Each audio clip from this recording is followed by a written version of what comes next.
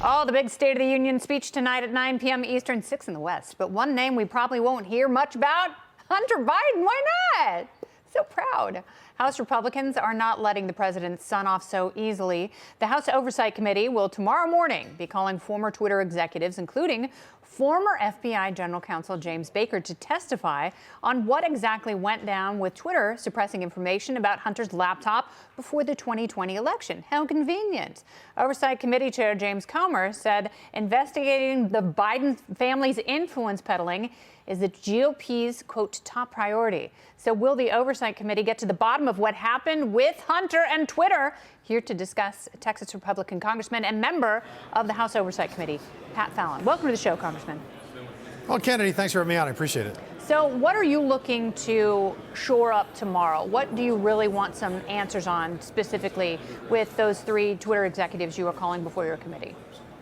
Well, Kennedy, what we wanted to, first of all, if it wasn't for Elon Musk spending $44 billion, we wouldn't have known with the vis-a-vis the Twitter files what our greatest fears have been realized, that Twitter was biased and they did suppress the story with the help, it seems, of the FBI. So what we'd like to do is lay the groundwork to investigate whether or not Joe Biden is a national security threat, the actual president of the United States. And then also if the Hatch Act was violated by the FBI and other federal agencies.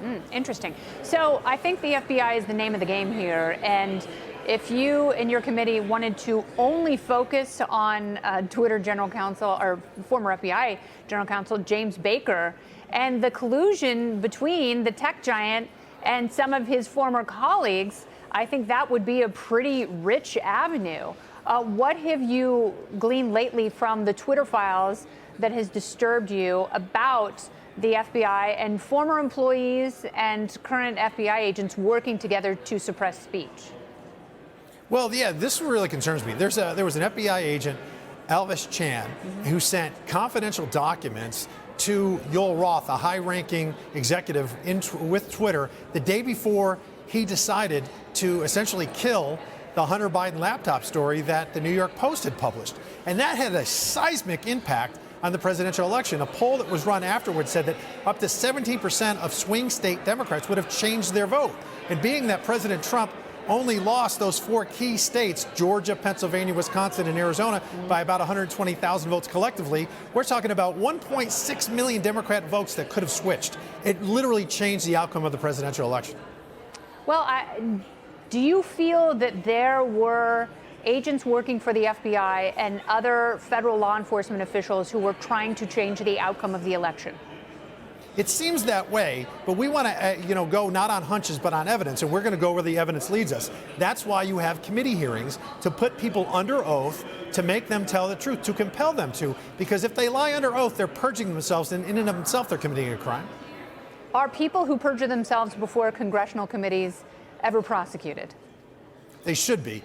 And I've only been in Congress 2 years, Kennedy, so I can only talk about my experience. And I'll say this, and I'm pardon their vernacular parlance here, but damn it, they should be. I agree completely. I think if you're doing something illegal and you lie about it, you should face consequences. Because for the rest of us hacks, if we commit perjury, we're going away for a little while, or, at least we're going to be on probation for quite some time and we'll have to pay hefty fines. So that seems unfair. Are you expecting to become a Democrat after watching the State of the Union address tonight? No, not at all. I think you're right, though, in saying that I don't think one of the words we're going to hear from the president tonight is the word Hunter. I do not think we're going to hear that. No. I'll put a couple bucks down on that one. He's my boy. I'm just so proud of him.